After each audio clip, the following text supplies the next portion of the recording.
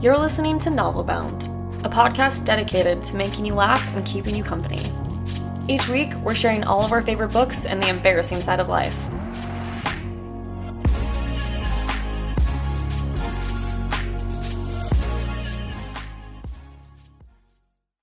Hi, you're listening to Novelbound. I'm Anna. I'm Celine. And in this podcast, we basically just talk about books and life, and it's great. So join us. We're really fun. Listen to us, please. Give us a chance. Don't regret it.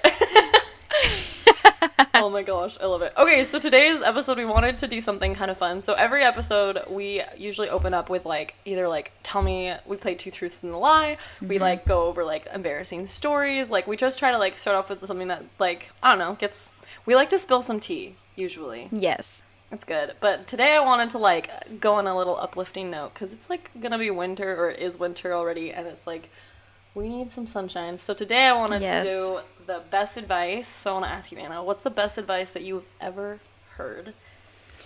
And you can go. Go deep. Okay, so I don't know how deep this is, but I always like it. Something that I always think about, and the best advice that was once given to me, is that people don't think about you as much as you think they do. Yes. If that makes sense. Because I'm the person who's always everyone's judging me, and every time I go somewhere, they're looking at me, and when people laugh, I'm they're laughing at me. I think everyone's had those moments. And so I'm I just tell myself, nobody cares about you as much as, or strangers at least, don't really care about you as much as you think they do. So just don't take yourself too seriously. Try to have fun. Oh, yeah. And I also feel if you're ever I love that too. I tell myself that all the time, where it's if I make a mistake in driving, or if I and right. Well, that literally is going to affect someone's life for 1 second. They're not going to think about you ever again. So don't take your don't worry about it, because who cares if your kid looks weird, no one's going to ever see you again. It's fine. Yeah. And if I always be why do you care? Why are you worried about it? Focus on your life. Exactly. Yeah. I seriously try to use this all the time, because I even remember when I was younger, and it's just so dumb. I think I was in middle school. I had to be in 6th or 7th grade, and this guy was walking by me, and I was totally secretly in love with him. As always, 100%. Yes. I just wanted to be with him. Yes. And I remember he walked by, and I was oh, what did I say? He got a haircut, and I was oh, nice haircut. I like it like that. And for weeks, and I still remember to this day, because I tortured myself. I was why did I say it like that? Why do I sound so weird? And so I feel that. I'm sure that he doesn't even remember that. Why would he? You know what? So yes. He's listening to this podcast right now, Anna, and he's just oh my gosh, I think about that moment too. And you're dude, I'm married with a kid. This is awkward. Too late, dude. Sorry. No, I literally think about that all the time. My biggest thing is that keeps me up at night is if I accidentally said something to someone that was offensive, or because that's my pet peeve. If I see someone be rude to someone else, it makes me so angry. I'm one of those people who'll be seriously give everyone grace, because I don't show up perfect, so no one else. Yeah, exactly. You should never hold anyone to a perfect standard ever. So when someone's well, she's blah blah blah, and I'm well, you know what? Maybe she was just really having a hard time, and maybe someday you'll want that exact same amount of grace shown. Yes, but no, exactly. I love that. I think it's true. In high school, that was someone said that to me, and I was oh my gosh, you mean people don't care if my hair is straight today or curly? You mean they don't care if I don't wear the right shirt? And it's applied so much into our life, is you know what, everyone is so focused on just surviving their own life. I can't imagine being a teenager right now, though, with Instagram and TikTok, because they literally have people commenting, oh well, blah, blah, on blah. Everything. Well, have you watched The Social Dilemma on Netflix? Well, I've watched part of it. I've listened to an interview by the creator. It was so good. Yeah, it was really interesting. And I do think that it is flawed in some places. Yeah. But I thought it did a really good job showing just how controlled we are. True. By and it. It's, even marketing this podcast, we literally, there are specific things that I've learned with all the marketing and stuff I've done with is how things need to look visually, how things need to be structured perfectly. So much thought goes into our captions, so much thought goes into everything, just so it can be perfect, But you know, if we had cared about what people thought, like, obviously, like, this podcast is, like, literally, like, the first 20 minutes is always just us being like, so let me tell you about this experience in my life. I know. So I feel like, you know, that's just, like, I love it. I always call it my, like, barrier to entry. I'm like, you have to, like, I'm always, like, I love that. I think with me, other people are, like, introverted until you meet them, and then they're like, oh my gosh, I'm actually really cool and super talkative and outgoing. For me, I'm, like, super talkative and outgoing, and then once you get to know me, I'm, like, a lot more chill and, like, deep. But, like, I use it as, like, people need to, like, be afraid of the intensity of which I am in order to, like, chill with me. Like, I'm like, be afraid of me. Be afraid of all of this. It's great. But, yeah. No, I think that's super good advice. So, yeah. So, no matter where you're at in your life, I feel like that's a really good product. Like, for me, like, Celine, literally no one's coming to your house. Why did you just buy all these Christmas decorations? It's for me. It's for me. Right? No, but I totally support it. That I support 100%. I love decorating. It makes the house feel like a home. It does. Honestly, it's been one of the only things this year that has, like, brought me joy is, like, getting to, like, I know I'm always like, am I a consumer? Am I feeding into, like whatever? But I'm like, honestly, like, right now, like, there's so much, like, I was talking to a friend the other day, and she's like, Celine, you're going through, like, the processes of grief, because I just moved across the country. And she's like, and, you know, that's, although you're not, you know, there's so many opportunities for you in Tennessee, and you're, like, loving your life, like, it's lonely, you lost your community, you started over. I'm like, I don't understand Walmart here yet, because it's, like, it has a different floor plan layout, and I can't find, like, very random things, and it's very frustrating, and, you know, it's just, like, I think, like, we just have to give ourselves grace in these times, especially, like, with 2020, the way it has been, is, like, I feel like, I just told myself, I was like, you can go get Christmas decorations early, because that's something that you can control in your life, and, like, it's about your enjoyment of it. That's why I put makeup on, even though half of my face will be covered. Yeah. Well, that's good. It's nice. Still feel good. Yeah, it's good. Okay, so my piece of advice that I've ever heard is don't be afraid to suck. And I know that sounds crazy, but people always ask me all the time, because I've been a wedding photographer for, like, 5.5 years now. And, like, that's my main career, and everyone's like, I'm getting started, like, how do I get to, like, whatever, and I'm like, it's a lot of work, but it's so worth it. That's another topic for another day. But, somebody told this to me, and I thought it was so powerful, and so if you're ever, like, starting a dream, that's why we're doing this podcast, is because we're gonna suck for a while, but then we're gonna figure out our niche, and we're gonna have fun, and so we'll get the groove down. This is my favorite quote. I always tell this whenever I do, like, retreats or anything. So it says, nobody tells us to be beginners. I wish someone told me. All of us who do creative work, we get into it because we have good taste. But there is this gap. For the first couple years you make stuff, it's just not that good. It's trying to be good. It has potential, but it's not. But your taste, the thing that got you into the game, is still killer, and your taste is why your work disappoints you. A lot of people never get past this phase and they quit. Most people I know who do interesting creative work went through years of this. We know our work doesn't have this special thing we want it to have. We all go through this. So if you're just starting out or you're still in this phase, you gotta know it's normal, and the most important thing you can do is do a lot of work. Put yourself on a deadline so that every week you'll finish that one thing. It's only by going through a volume of work that you will close that gap, and your work will be as good as your ambitions. And I took longer to figure this out how to do this than anyone I've ever met. It's gonna take a while. It's normal to take a while. You just gotta fight your way through. And I don't know, that really always struck me as, like, and then when we did our podcast, we literally recorded an episode, and I was like, this is never going to see the light of day, but, like, we have to pretend like our very first episode. Oh, yeah, it was so bad. But it's like my hands were shaking, you know, and it's like, and right, you're like nervous. Yes, and I'm like, like my horrible fake laugh, like I kept saying like the same like thing, like oh totally, and I just feel like, you know, you have to, like, if I looked at the pictures when I first got started versus now, like, there's been so much journey. Like, I've not been an overnight success, you know, and I've had really good success, but, like, it is through labor and messing up and making mistakes. And so I think that, like, you have to not be afraid to, like, to suck. Like, don't be afraid to suck. Yeah, so, like, you just, I love that so much. I totally agree. And it's good. Yeah. It's okay to suck. And what's cool is, like, people will still cheer you on when you're in your sucking phase. Like, people still hired me when I sucked.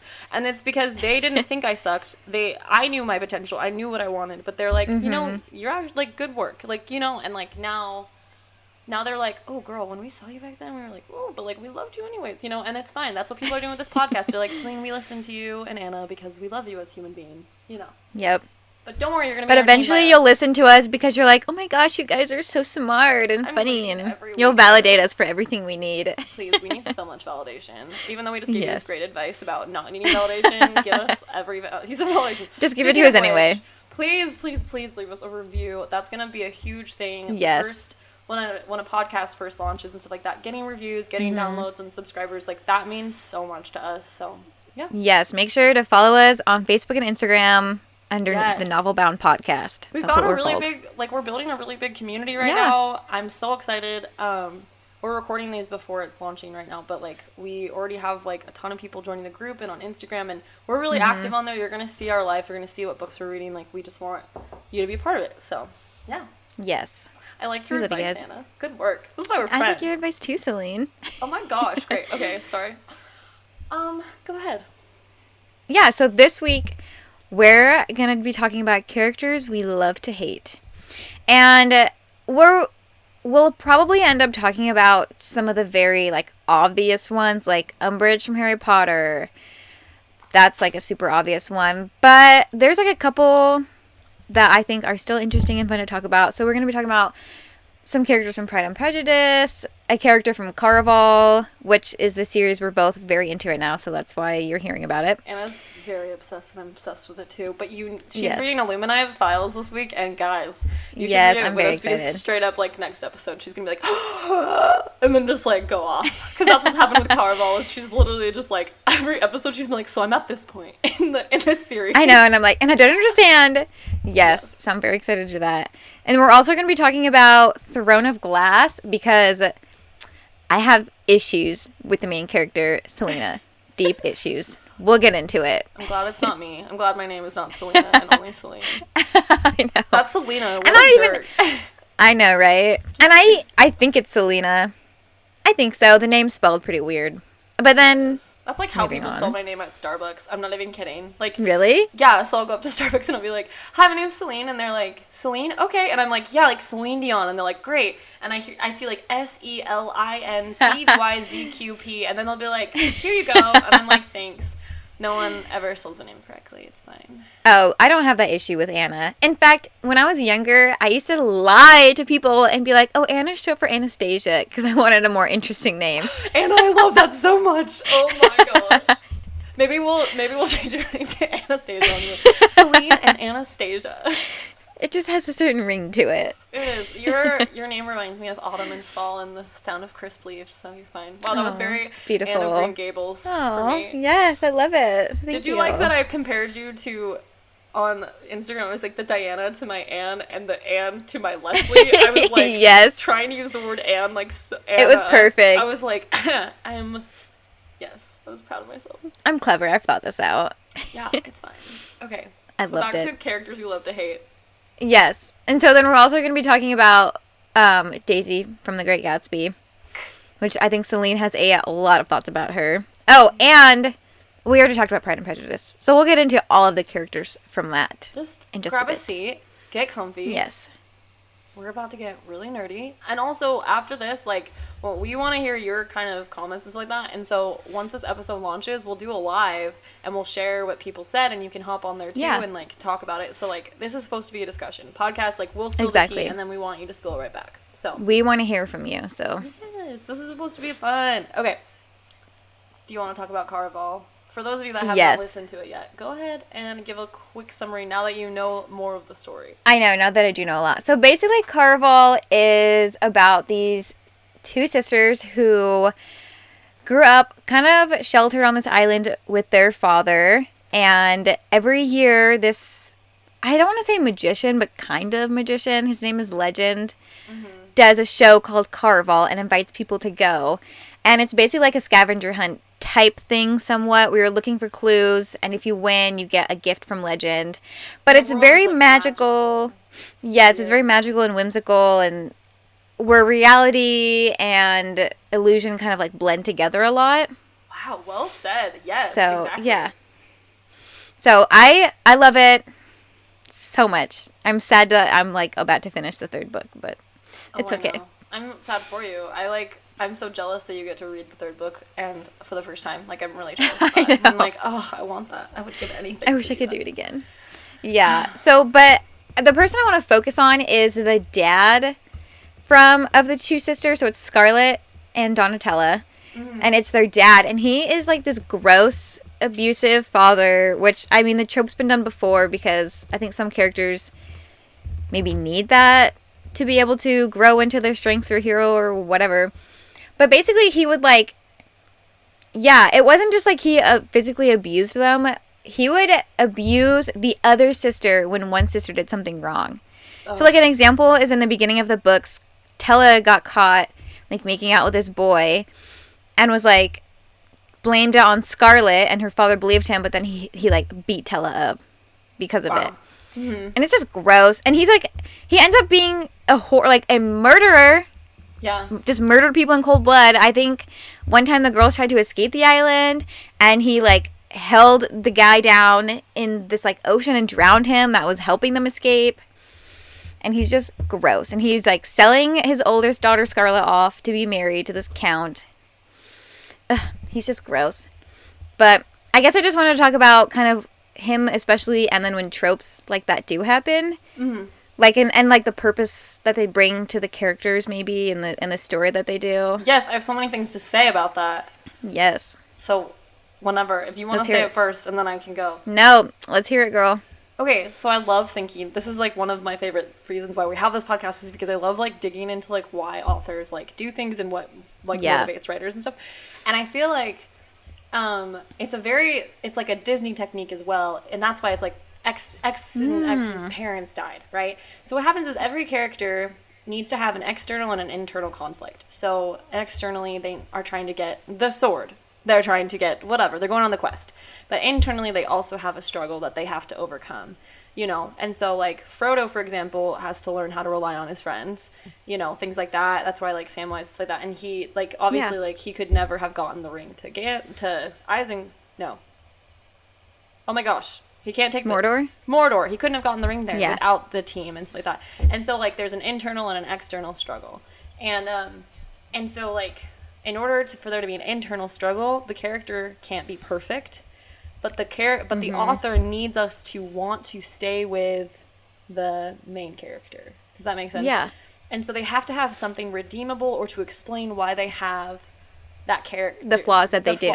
Or it has to be a motivator to get them to get to the main story, the main plot. So it was an external journey to get away from their father, but also an internal journey because of it messed up their sisters. So I think, like, that's why I think authors write that, is, like, it is a trope, but it's also, like, it's a specific plot device where when it's done right, it's like, ooh, it's done right. And it makes it, because when I was writing a screenplay, like, I had, like, my, like, group that I was writing with in college, like, they're like, this is great, but, like, the main character is perfect. And I'm like, I know, right? And they're like, no, like, she doesn't grow. She doesn't grow at all. She's, like, super boring. She needs to be, Yeah, and I was like, oh, she can't be perfect? And they're like, no, because, like, there has to be an internal and an external struggle. Like, that's what keeps people going. That's why you and I love Shadow and Bones, because we love that she's, you know, by herself. And so that's why in Disney, like, Finding Nemo, it's like, you know, he loses his wife, and that's what makes him, the internal struggle is that he's like, that's the drive. Yeah, but, and then he wants to protect his son, which is then an external conflict. And so I think, like, that's why there has to be stupid, like, that trope is very overdone, but yes, but sometimes it's done really well. It is done, and it makes the characters relatable. Yes, and grow and stuff like that. But it also, I think, is good. I like that they address on it, because, like, people that have been in traumatic situations, they have, like, the ability. They do have PTSD from it. Yeah. What are your thoughts? Yeah. No, I totally agree, because, like, him being the way he was the driving force for both sisters doing the things that they've done. Like, they kind of move away from it at some point, and you can see, like, especially the older sister Scarlett, like, she has a lot of PTSD might be a strong word for it, but she does kind of have a lot of PTSD, like, about future relationships and future, like, everything she does is because she just wants to be safe, and she wants to keep her and her sister safe away from their father. Yes, 100%. And I feel like that is, and how empowering is it, like, when they overcome those things, and it's like, oh, they overcame it. And I think that's what makes it, if you want to know why we're describing these characters, is because each of these characters that we chose are, like, pivotal obstacles that the characters either have to get away from or push through or fight against in order, and by that villain they become stronger, like with Umbridge, like, like the fact without Umbridge, like would Dumbledore's army be in existence the way it was? Like no, I think not, but yeah. Would we have like the room of requirements, stuff like that, like, and I think that's something we can definitely talk about later on with different characters and stuff. Like if Lydia hadn't been a freaking, how do I put this nicely? Hoe?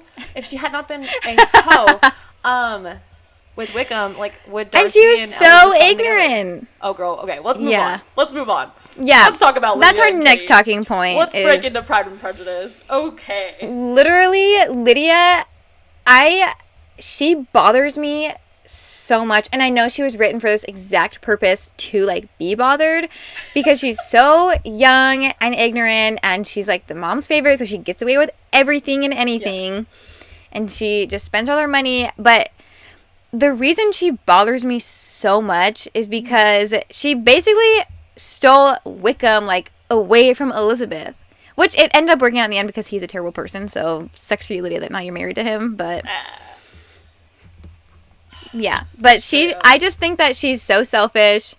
And although I will say them doing that led Darcy to kind of come to light, because he ended up like saving their reputation by paying for their wedding and whatever else he needed to do.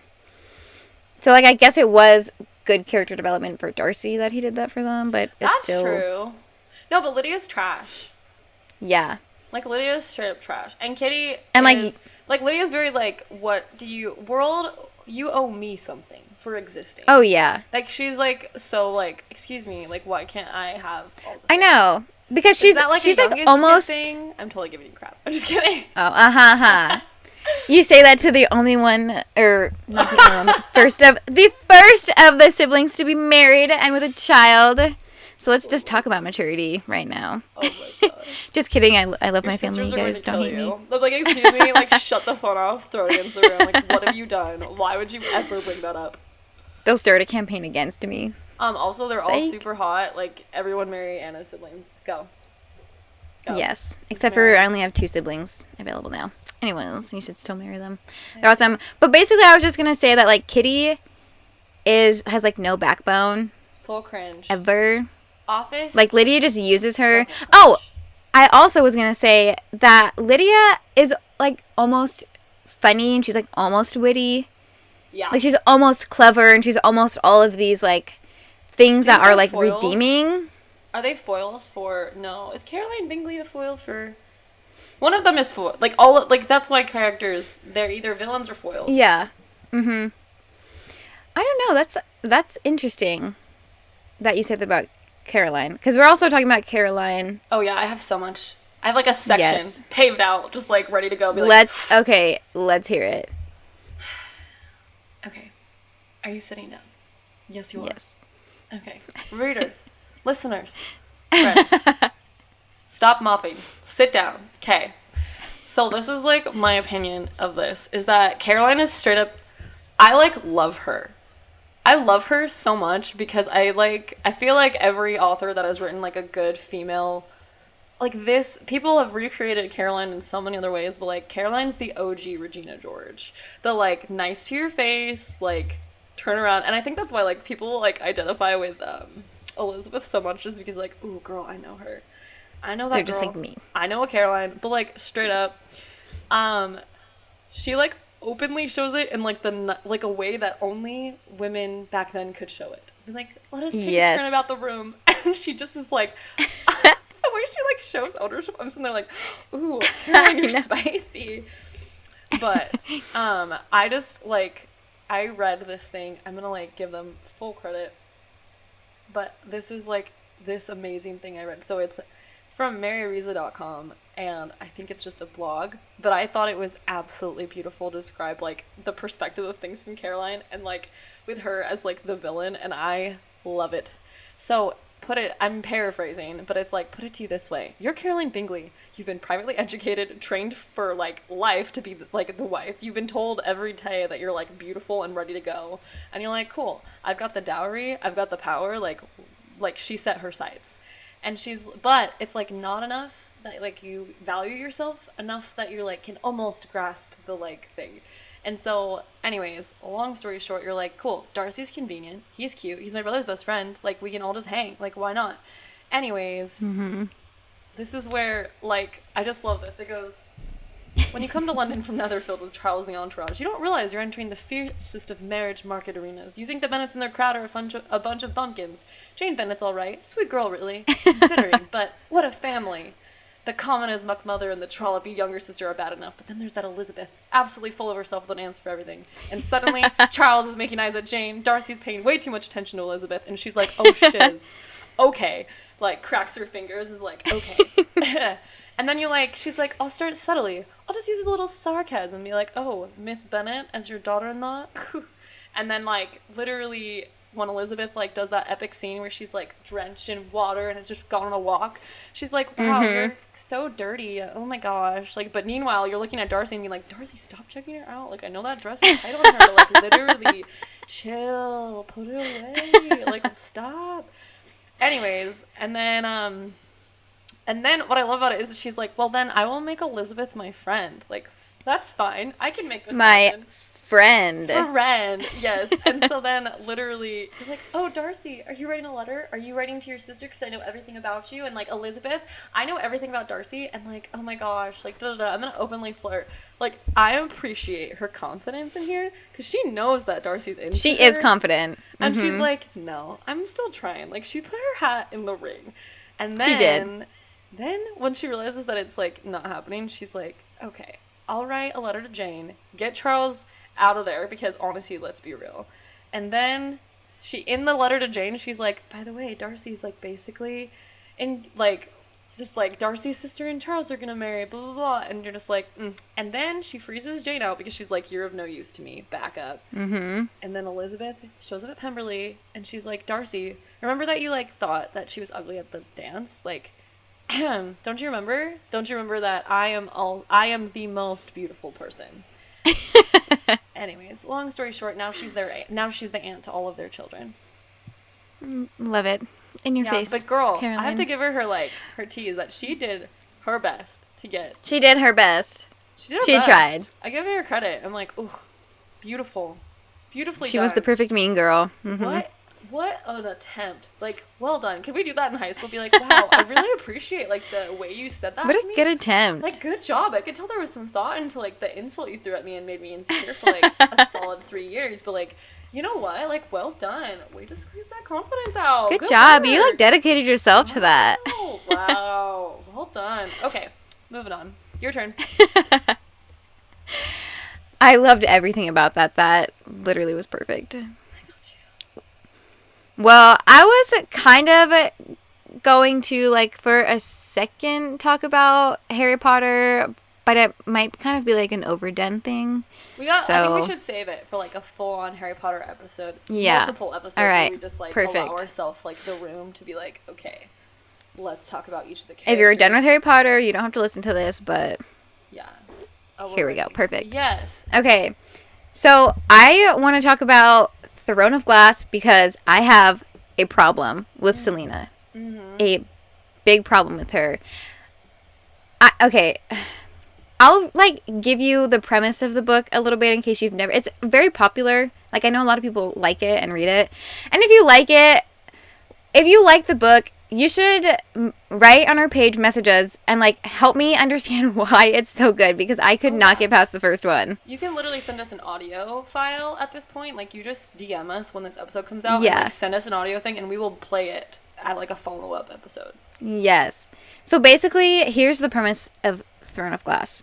So, after serving out a year of hard labor in the salt mines of Endovir, for her crimes, 18-year-old assassin Selena Sardothian, which the names are crazy in this whole book, is dragged before the crown prince, Prince Dorian, offers her freedom on one condition.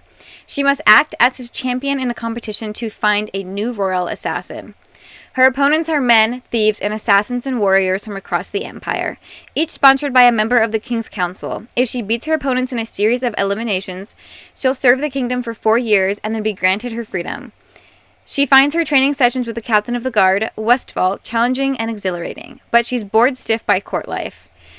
blah blah blah. I like don't even have the patience to like read all of this. Can we pause for 5 seconds? I get so Yes. angry when they're like, ugh, court life is so boring. I hate So all these boring. like balls and I have to like wear a dress and there's like drama and intrigue. Ugh. And I'm just like I that's wish not I the was, dream like, of everyone. I wish I was like shooting an arrow into a tree and like talking to my friend about bread. Like this is so and letting boring. my hair blow in the wind. Yeah. And I'm just sitting there like, just let us enjoy it. Goodness gracious, could you give us like a chapter where you're like, you know, this food is actually really good, and I was starving, like literally starving, like 2 years ago, and like this food, like like in the Hunger Games, I feel this like food's okay. Like yeah. I feel like I would have spent so much time describing the food because she's like, look, like food. Look at all this amazing food I get to eat.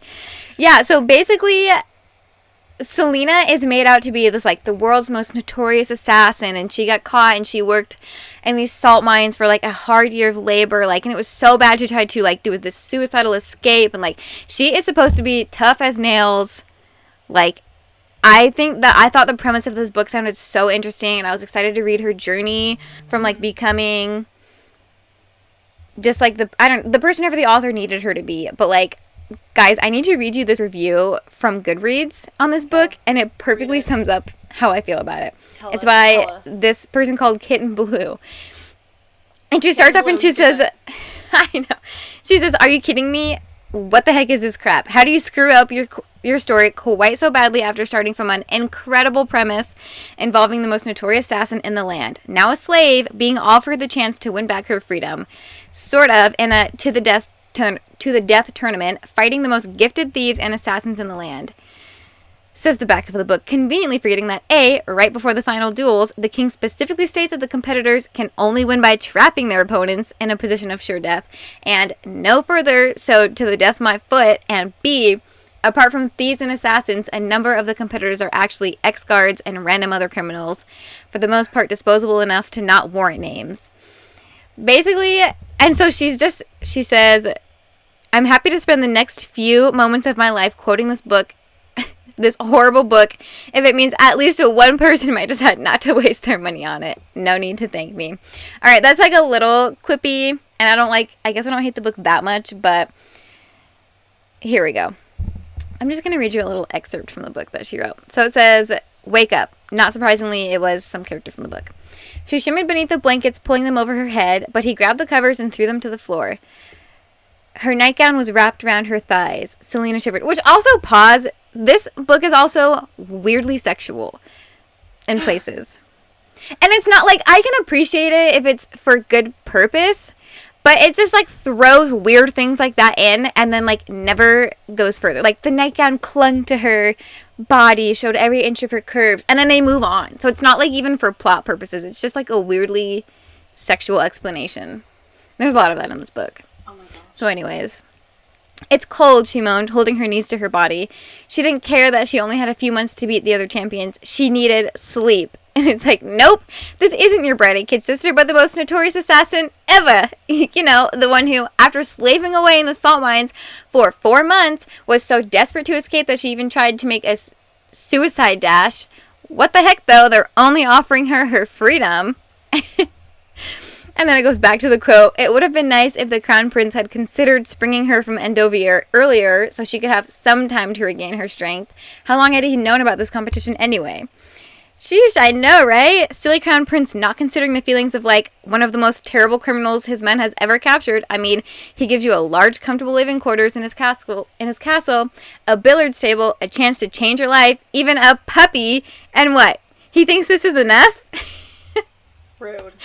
Basically, it's just so sarcastic, and I live for it. Because, I'll explain to you, the reason I have such a problem with Selena is because she's made out to be this criminal, this assassin, this, like, bad to the bones girl who, like, you don't want to cross, but literally she gives no example of that in the book.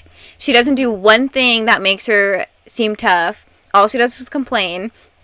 And I even think on, like, complaining characters. Yes, all she does is complain. And even, like, the night before the first trial or something like that, she, like, stayed up all night reading a book. And, like, that's all that she talks about is this book she read. Not even, like, the trial. So you don't even get as much of the trials as you, like, thought you would get.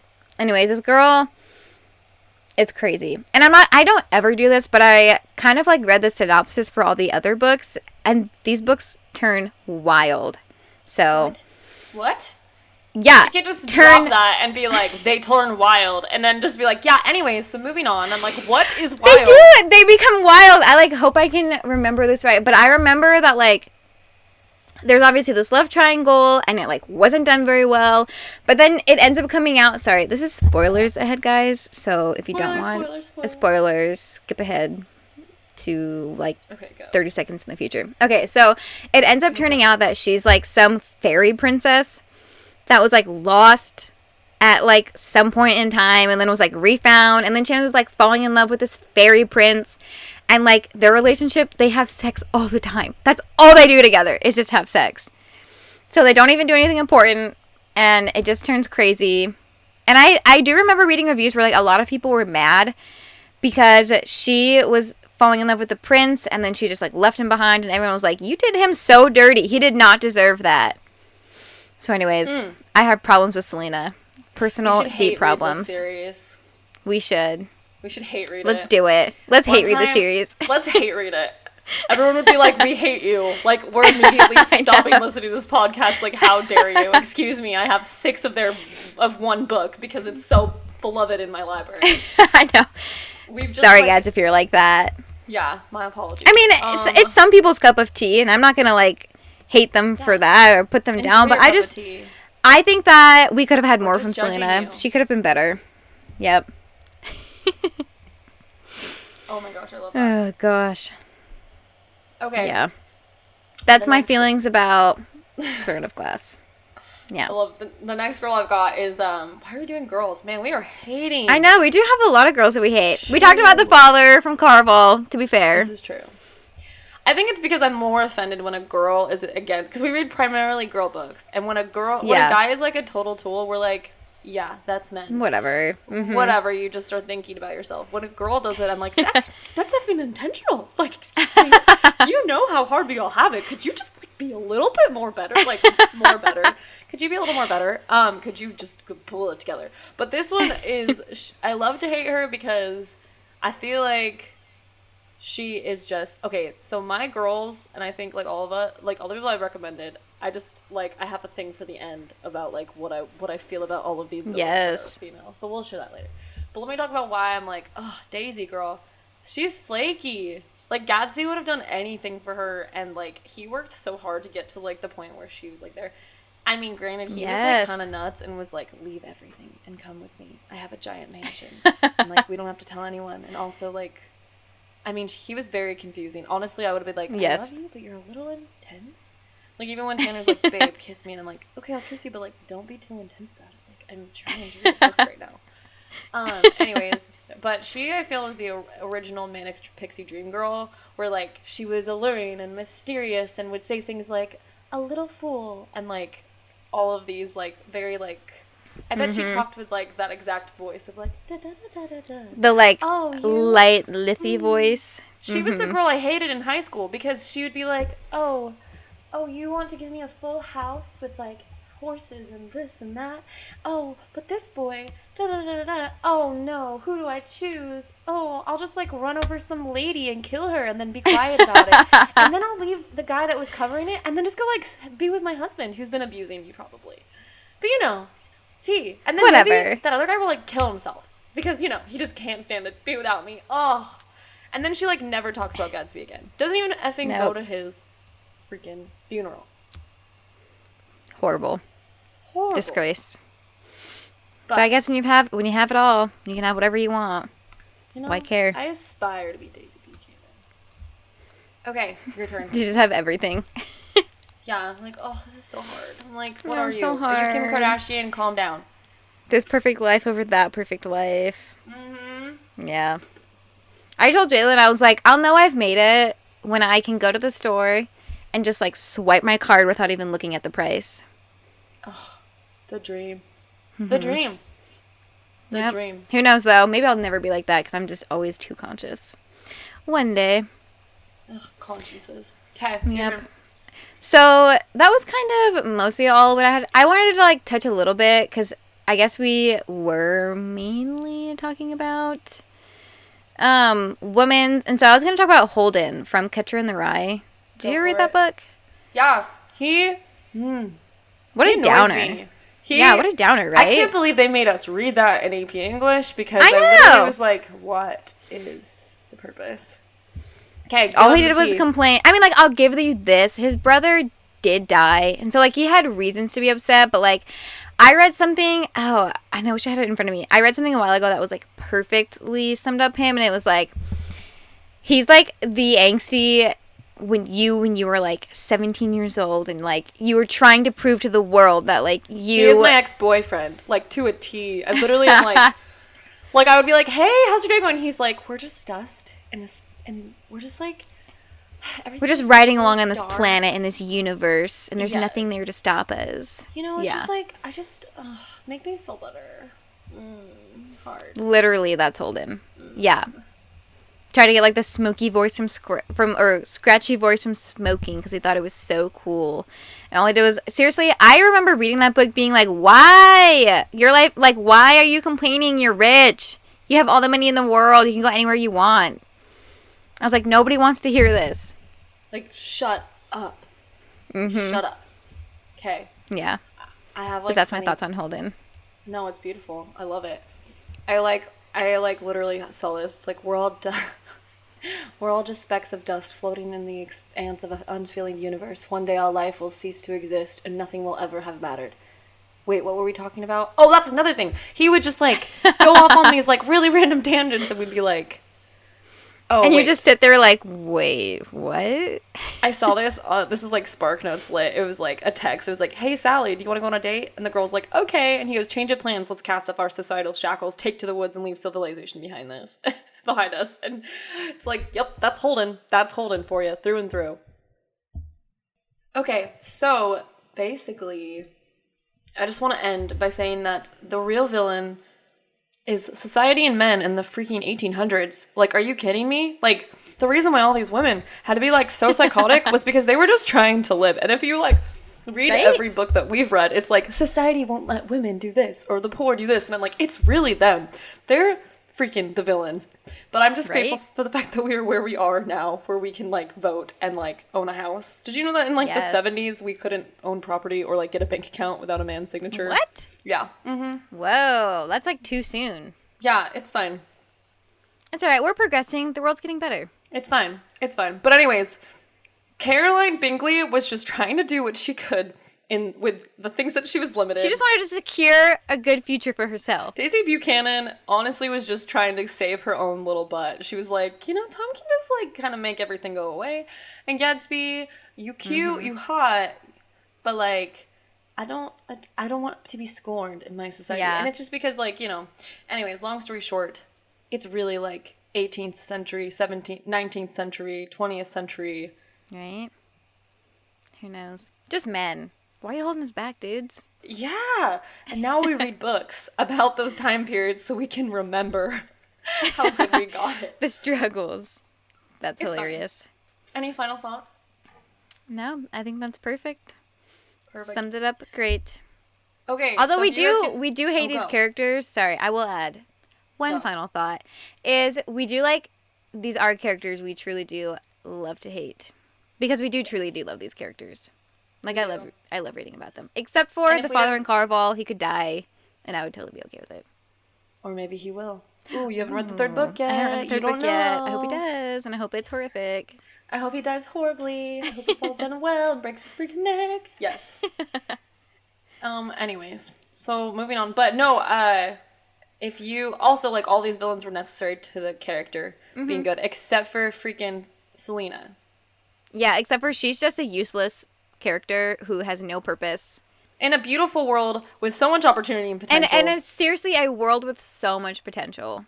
Like I would have Yeah. loved seeing her like journey fighting in this tournament and coming to terms with like how she was made to be an assassin and I don't know, just Okay, but did you know I read the questionnaire? Wait, to be fair, Anna, you've only read the first book. I know. To be You hate fair, on I things, haven't and given then it you a literally. thought. Okay, wait a second.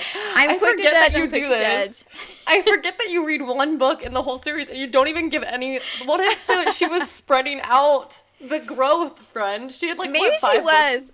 Maybe she Anna, you was. just like wrote her off. I mean, don't get me wrong, it's hard, but I'm just like maybe you have to like That's why read I more. need listeners. I need your help. Convince me that I should Okay, keep reading tell these. us, does she get better later? One other Yes. thing too is like we honestly would love to do. We're doing a giveaway.